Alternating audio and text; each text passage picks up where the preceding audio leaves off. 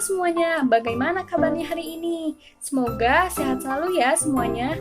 Perkenalkan, nama kakak Amalia Salsa Saparina. Nah, di sini kakak akan menemani kalian dalam belajar PKN.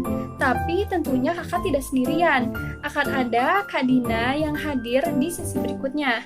Nah, selain Kak Dina juga, ada kakak-kakak yang lain yang membantu di belakang layar.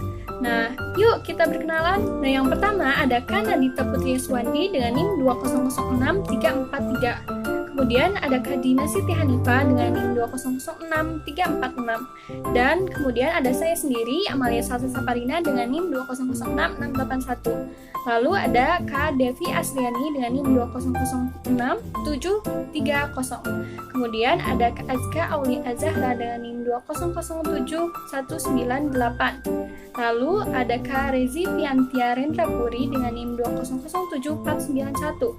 Yang terakhir ada Kak Jamila Agustin Umusolih dengan NIM 2007544. Nah, setelah kita berkenalan, sebelum mulai belajar, alangkah baiknya kita untuk berdoa.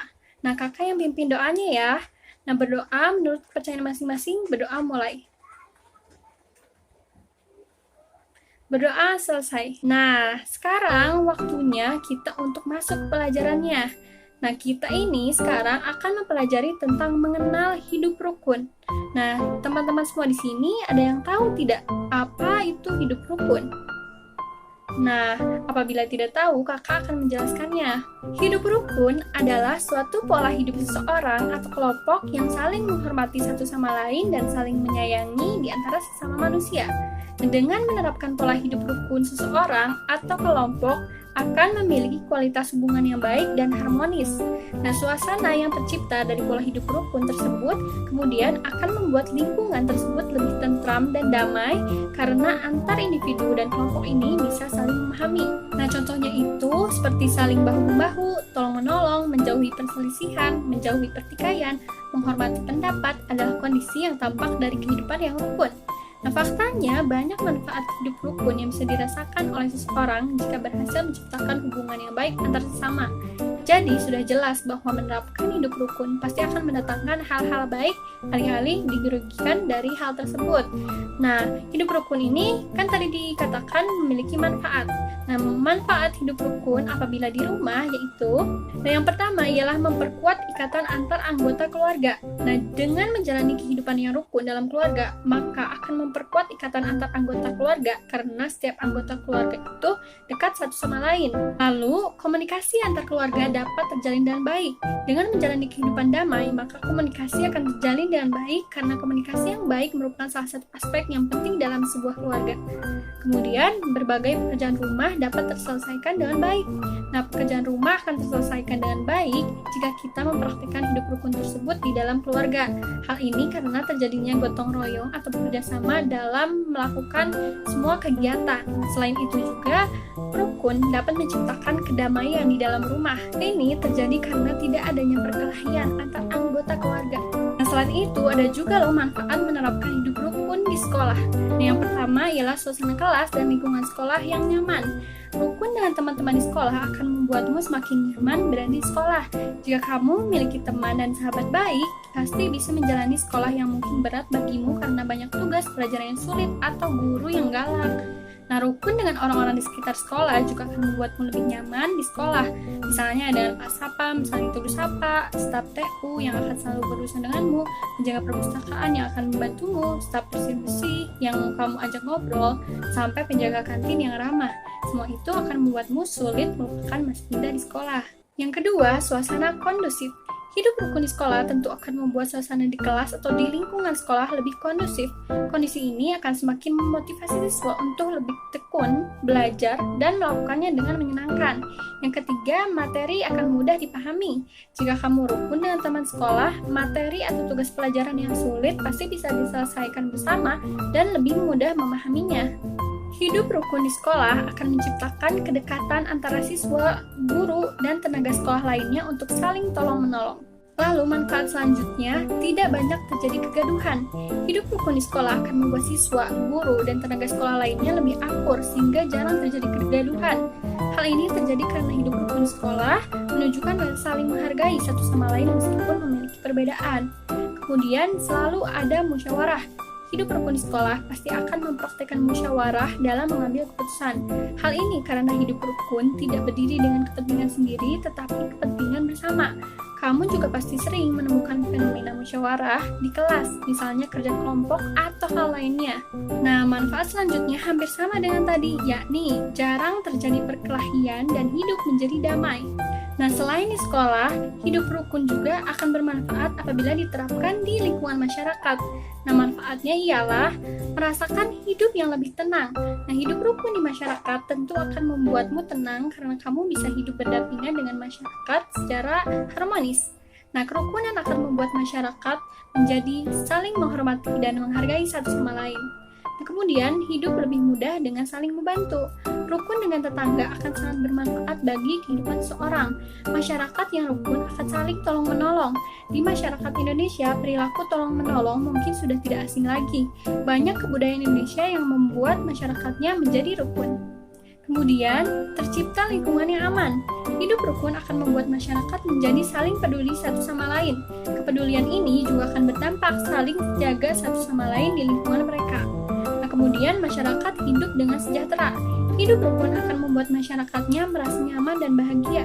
Jika terjadi masalah, masyarakat tidak akan merasa sendiri, karena kerukunan dengan tetangga membuat mereka semakin kuat. Tingkat kerukunan di masyarakat sangat menentukan kesejahteraan masyarakat. Lalu dengan hidup rukun, tali persaudaraan akan kuat.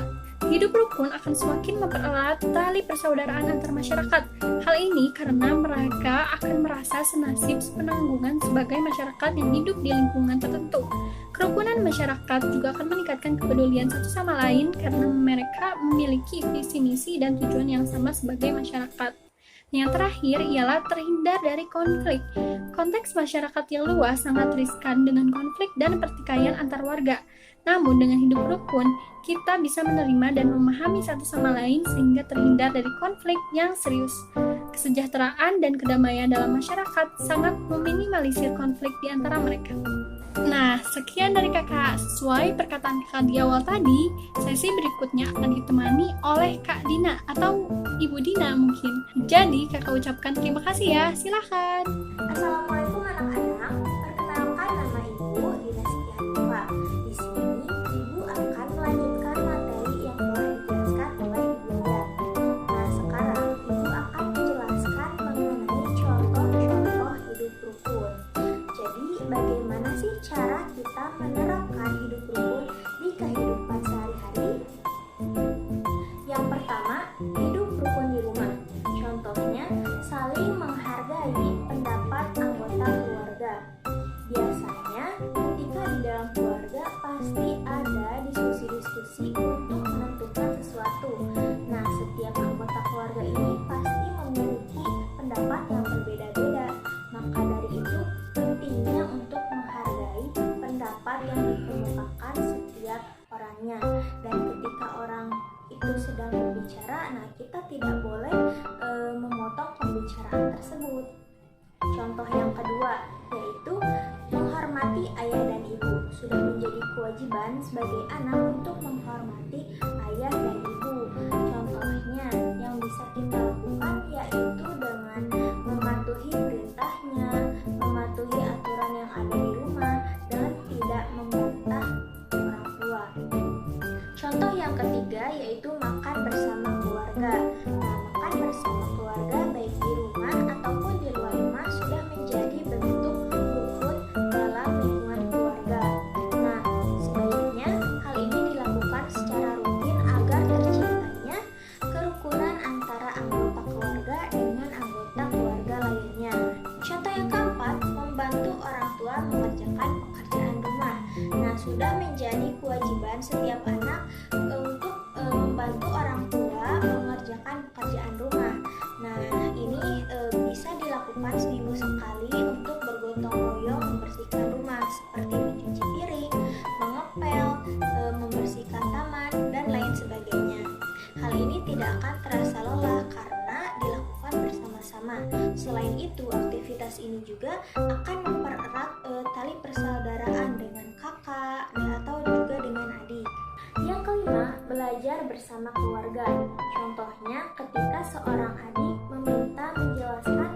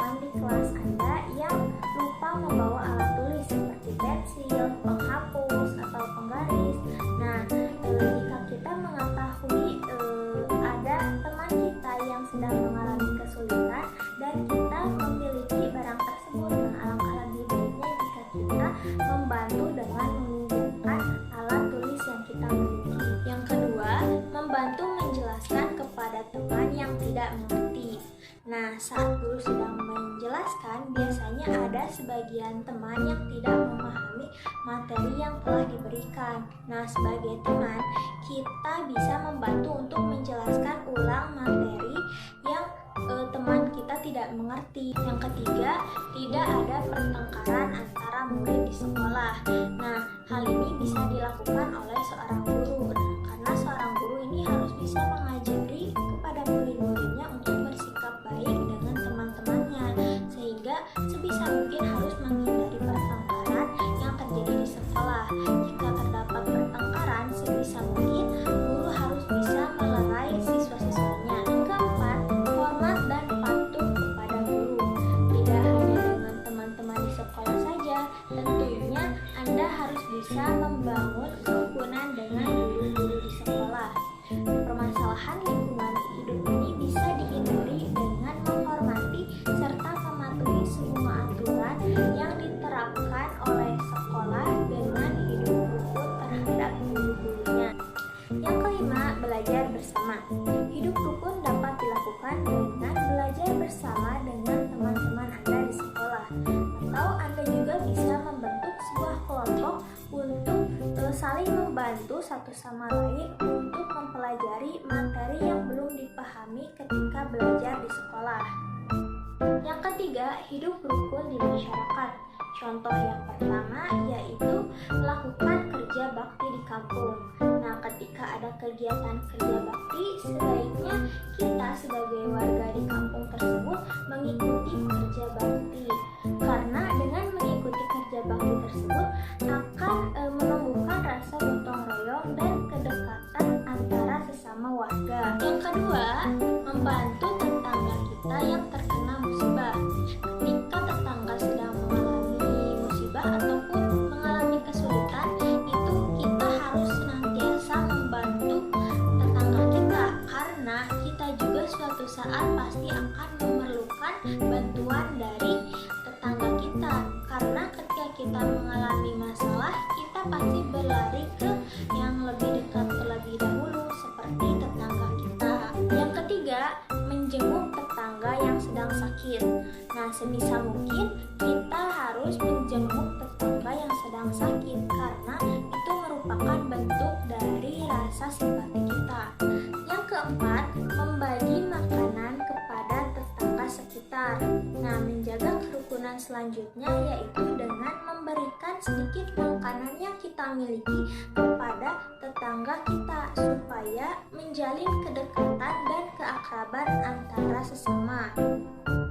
Manusia merupakan makhluk sosial, sehingga suatu saat pasti kita membutuhkan orang lain dan ada kalanya orang lain membutuhkan kita, sehingga pentingnya hidup rukun di dalam kehidupan. Nah, jika kita tidak rukun, maka akan ada akibatnya. Yang pertama, selalu merasa takut. Yang kedua, dibenci oleh banyak orang. Yang ketiga, hidup tidak nyaman. Yang keempat, tidak memiliki banyak teman.